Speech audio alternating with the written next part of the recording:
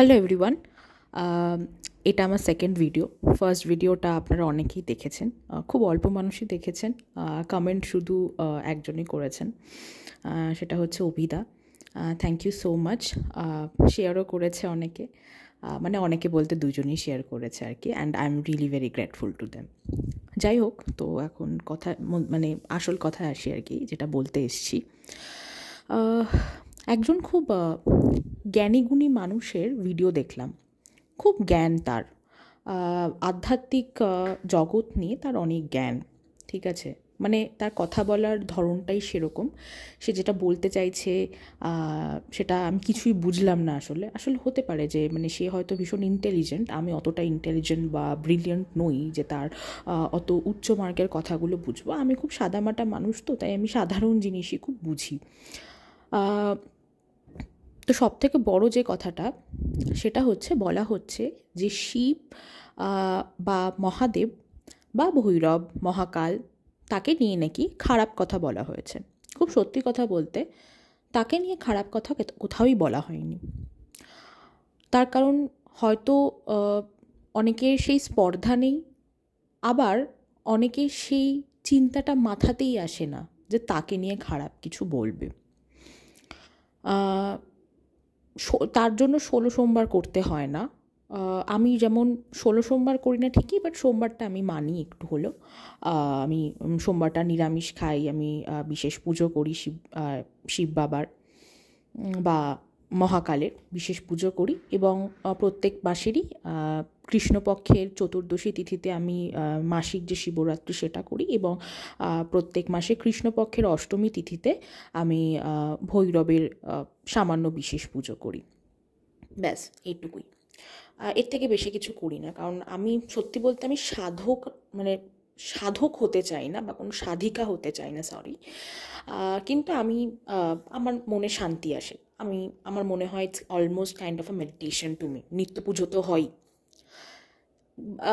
আমার কথা বলতে চাই না আমি এখানে, জাস্ট আমি কথার রিশ টেনে জাস্ট যেটুকু বলার ছিল বললাম। তো শিবকে নিয়ে বা মহাদেবকে নিয়ে কেউই খারাপ কিছু বলেনি, প্রথম কথা।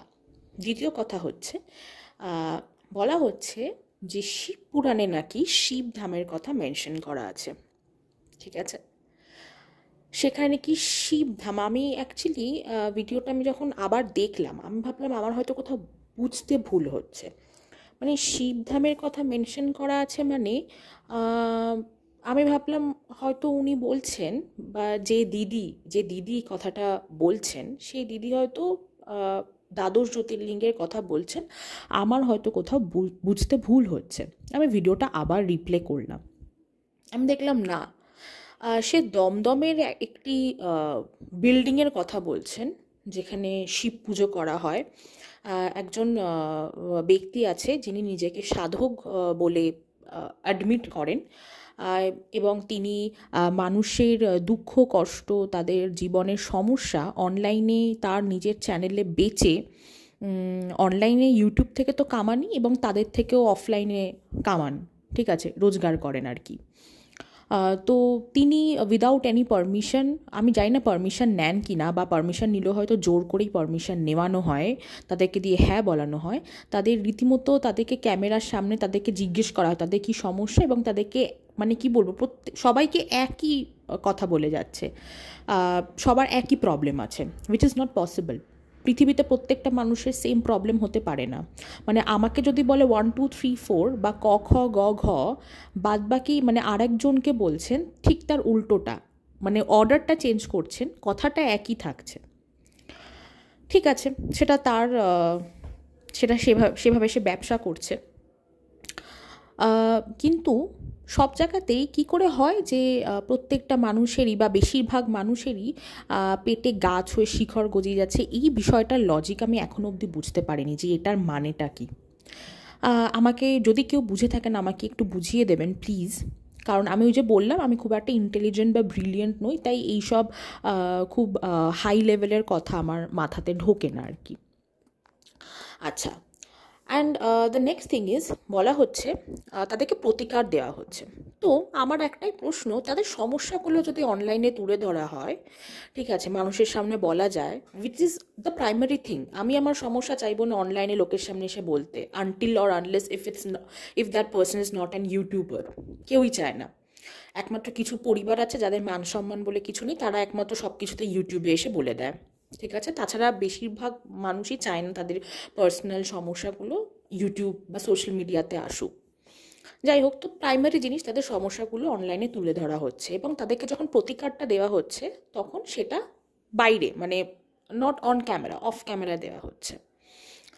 আমি এমন কোনো সাধক দেখিনি, আমি আগের ভিডিওতেও বলেছি, এখনও বলছি, আমি এমন কোনো সাধক দেখিনি যে তার কাছে যদি কেউ নিজের সমস্যা নিয়ে যায়, প্রথমত সে তার সমস্যাগুলো এভাবে ব্যাখ্যা করে লোকের সামনে, 10টা মানুষের লোকের সামনে, যেটা কিনা ভীষণই পার্সোনাল হয়, এবং তাকে প্রতিকারটা আবার অফলাইনে দিচ্ছে।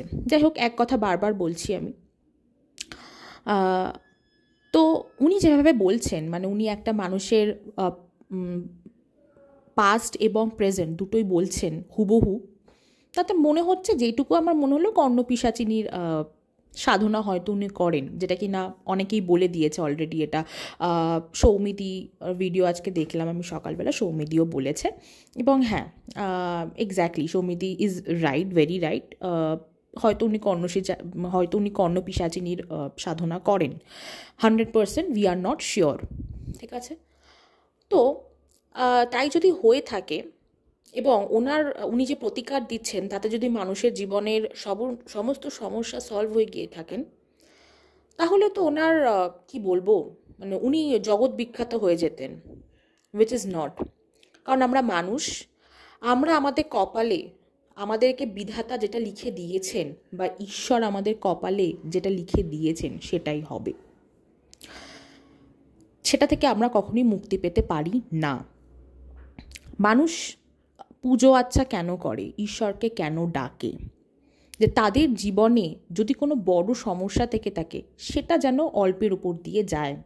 কিন্তু সেটা সবার হয় না। আমার যদি আজকে ভবিষ্যতে কোনো অ্যাক্সিডেন্ট লেখা থাকে, সেটা আমার হবেই, ঠিক আছে। সব ক্ষেত্রে সব কিছু পসিবল হয় না আটকানো, ঠিক আছে। মানুষের মন থেকে রিয়েলাইজেশন আসতে হবে। আমিও জব করি, আমিও একটি অর্গানাইজেশনের শিষ্য এবং আমি একজন সাধকের ভক্ত, ঠিক আছে। আমিও প্রত্যেক দিন জপ করি, বীজমন্ত্র জপ করি, আমার গুরুর দেওয়া বীজমন্ত্র জপ করি। কিন্তু তার মানে এই নয় আমার জীবন পুরো স্মুথ হয়ে গেল, আমার জীবনে কোনো কঠিন সময় আসবে না, ঠিক আছে। মানুষ সাধনা, মানুষ মন্ত্র জপ তখনই করে, প্রথমত মন্ত্র জপটা বুঝে করতে হবে। আমি অবুঝের মতো মুখস্থ করে মন্ত্র জপ করলেই হবে না। মানুষ যখন মন্ত্র জপটা বুঝে করবে তখনই তার ফল হয়, ঠিক আছে। আমি যদি মন্ত্র জপ করার আগেই জেনে যাই আমার এই মন্ত্র জপটা করলে আমার এই রেজাল্ট আসবে, তাহলে ওটার কোনো ভ্যালিউ নেই। মানুষের মন্ত্র জপ করে যে চেঞ্জেসগুলো আসবে লাইফে, সেগুলো তারা ইভেনচুয়ালি বুঝতে পারবে, রিয়েলাইজ করবে। সেটা কেউ আগে থেকে বলে দিতে পারে না যে এটা করুন এইটা হবে। Second thing, third thing is, একজন এই দিদি, পাগলি দিদি বা চ্যাটার্জি দিদি, সে বলছে সে একটা মন্ত্র, মানে তাকে তার গুরুজি যে মন্ত্রটা দিয়েছেন সেটা তিনি সবার সামনে সম্মুখে বলছেন। কোনো গুরু, যারা কোনো অর্গানাইজেশন বা কোনো জায়গার দীক্ষিত আমাকে প্লিজ বলবেন, কোনো গুরু যখন কাউকে কোনো মন্ত্র দেয়, সেটা সোশ্যাল মিডিয়াতে বলা যায় কি যায় না? হ্যাঁ, হয়তো আপনারা এখন বলবেন যে এই তো তুমি বললে যে প্রতিকারটা দিচ্ছে, সেটা কেন অফলাইন দিচ্ছে, সেটা কেন লোকের সামনে দিচ্ছে না? তাহলে তারই ভক্ত, ঠিক আছে, সে কেন অনলাইনে এসে তার গুরু যে মন্ত্রটা দিয়েছে সেই মন্ত্রটা সে এসে উচ্চারণ করছে সবার সামনে? ভাই, তাকে কি বলে দেওয়া হয়নি? আর কোন গুরু যখন মন্ত্র দেন সে মন্ত্রে নিজের নাম মেনশন করে দেন? কোন গুরু? আসলে কি বলুন তো, আমরা না যতই প্রতিবাদ করি, যতই কিছু বলে ফেলি, আমরা না এইগুলোকে বন্ধ করতে পারবো না। তার কারণটা কি বলুন তো, আমরা ভারতবর্ষে থাকি। ভারতবর্ষে এরকম প্রচুর ফ্রড কেসেস হয়, প্রচুর। সব থেকে বড় যেটা রিসেন্টলি ঘটেছে, নিত্যানন্দ, যিনি কিনা নিজের একটা কান্ট্রি বানিয়ে নিয়েছেন, কৈলাসা, ঠিক আছে, তাকে পর্যন্ত ধরা যায়নি, এদেরকে তো আরোই ধরা যাবে না, ঠিক আছে? সুতরাং আমরা হয়তো এটাকে বন্ধ করতে পারবো না, কিন্তু মানুষকে অ্যাওয়্যার করতে পারবো কিছুটা হলেও, যে কোনটা ভুল কোনটা ঠিক। ভুল ঠিকটা বিচার করতে শিখুন। আপনারা যদি সত্যি কোনো সমস্যায় পড়েন, ঠিকঠাক মানুষের কাছে যান, এরকম ভুলভাল কারোর কাছে যাবেন না। ওনার যে ব্যানার, ঠিক আছে, যে ব্যানারটা আমি দেখলাম, সেখানে মাঝখানে ওনার ছবি, চারিদিকে মা তারা, কালীঘাটের মা, শিব, ঠিক আছে, মানে সবার ছবি, রামকৃষ্ণদেব, মানে আমি তো মানতেই পারি না এগুলো, রামকৃষ্ণদেব, বামা খ্যাপা, বিভিন্ন সাধকের ছবি, মাঝখানে ওনার ছবি, সেটাকে লোকে পুজো করছে। আমার দেখে বিরক্তি লেগেছে। It's very disgusting to see all this kind of nonsense things. মানুষ কিভাবে বিশ্বাস করে এটা? অতিরিক্ত হায়েস্ট লেভেলে গিয়ে আপনাকে পুরাণ পড়তে হবে না, আপনাকে হায়েস্ট লেভেলে গিয়ে কোনো বইপত্র পড়তে হবে না। নিজের কমন সেন্সটা দিয়ে একটু ভাবুন। ঈশ্বরকে ডাকুন মন প্রাণ দিয়ে। দরকার পড়লে মহামৃত্যুঞ্জয় জপ করুন, দরকার পড়লে হনুমান চালিসা পড়ুন, তাতেই হবে। ঈশ্বরকে মন প্রাণ দিয়ে ডাকুন, তাহলেই হবে। যাদের গুরু আছে তারা জানে, যাদের গুরু নেই, যারা চাইছেন যে তাদের একজন গুরু হোক, যে স্পিরিচুয়াল পাথে তাদেরকে হেল্প করবে, কন্ট্যাক্ট দ্য রাইট পারসন। মানে কি বলবো, একটা কখনোই কোনো মানুষ পারে না কারো ভবিষ্যৎকে চেঞ্জ করতে। আমি বারবার বলছি এবং বারবার বলবো, আমরা যেটা নিজেদের কপালে লিখে নিয়ে এসছি আমাদের সাথে সেটাই হবে।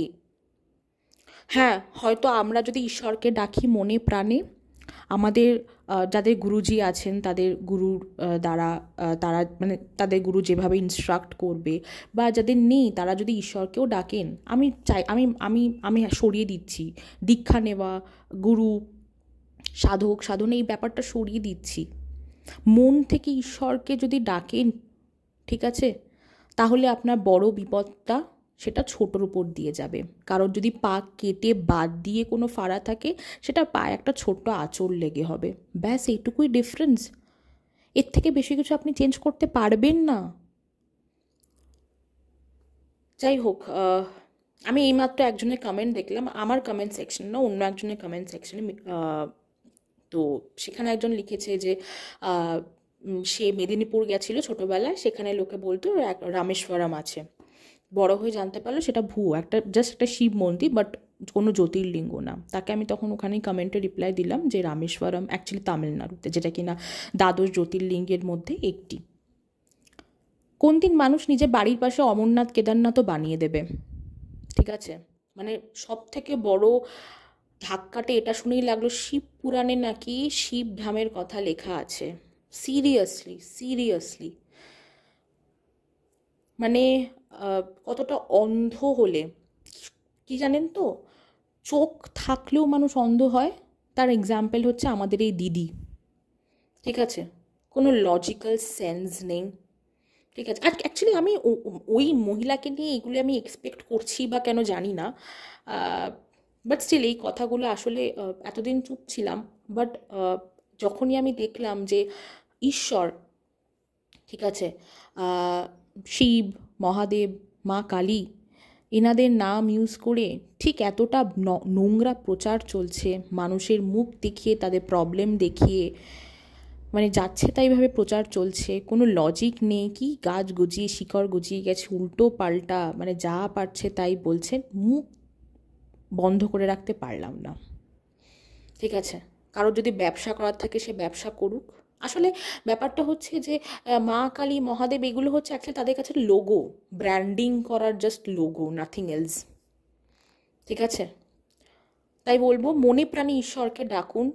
আপনাদের যদি সত্যি কোনো স্পিরিচুয়াল গাইডেন্সের প্রয়োজন হয়, প্রপার জায়গায় যান, তার জন্য একটু রিসার্চ করবেন। আমাদের আশেপাশেই অনেক বড় বড় স্পিরিচুয়াল অর্গানাইজেশন আছে, যেগুলো অনেক শয়ে শয়ে বছর পুরনো, সেখানে যান। বিভিন্ন পুরনো আশ্রম আছে যেখানে অনেক সাধকরা বসে আছেন, যাদের নামও আমরা জানি না, কারণ তাদের প্রচার নেই, তারা প্রচার করেন না নিজের, সেখানে যান।